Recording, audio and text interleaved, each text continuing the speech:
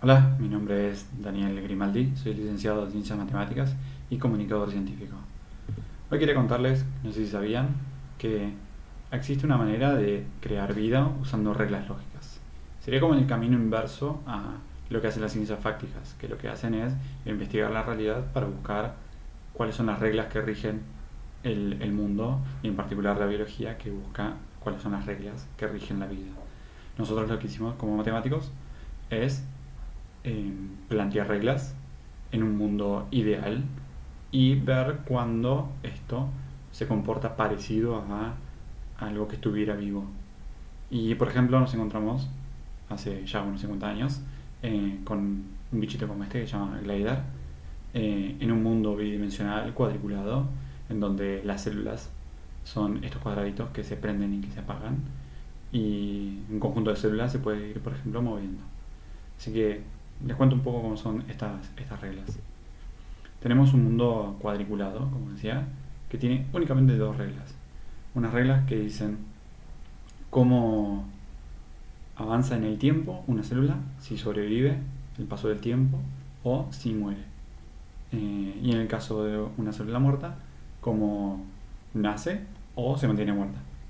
Entonces arranquemos por la regla de la supervivencia, que como podrán notar está muy relacionado con cómo una célula se relaciona con sus compañeros. Sus compañeros son las que están al lado.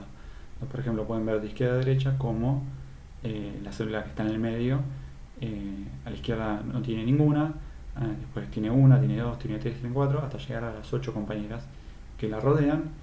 Y la regla de la supervivencia lo que dice es que si tiene dos o tres compañeras, en el siguiente paso del tiempo va a sobrevivir, caso contrario va a morir. Y para la regla del nacimiento, que es cuando la célula está muerta, esto también tiene relación con sus compañeras y lo que va a decir es que si tiene exactamente tres compañeras, entonces van a ser caso contrario, se va a mantener muerta. De esta manera podemos ver estos ejemplos para entender un poco mejor cómo funcionan. Notarán que los cuadraditos interactúan entre sí con estas mismas reglas.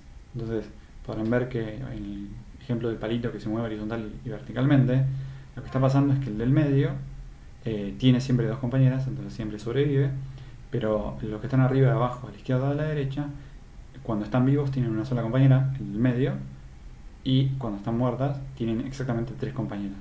Entonces al siguiente momento nacen. Por eso se genera ese movimiento. Y en el caso del cuadrado podrán notar que todas tienen tres compañeras, entonces se mantienen vivas.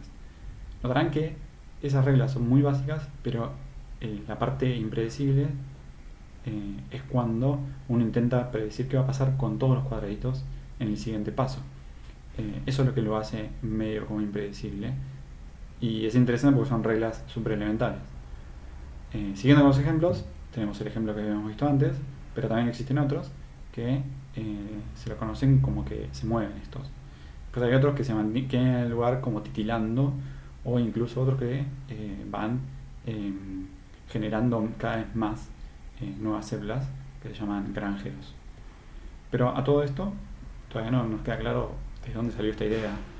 Y esta idea salió de Conway, un trabajo que él estaba trabajando en lo que llaman autómatas celulares, en donde después, obviamente no se hizo famoso ahí, sino que se hizo famoso cuando Gartner lo escribió en su columna y sugirió usar el tablero de Go para poder jugar a este juego.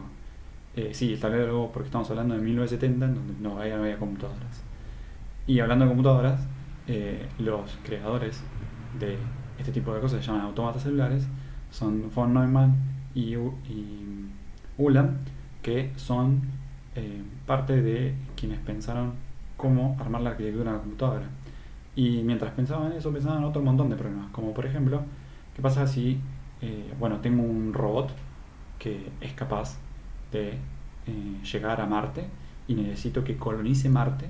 ¿Qué reglas le tengo que dar para que pueda autorreplicarse?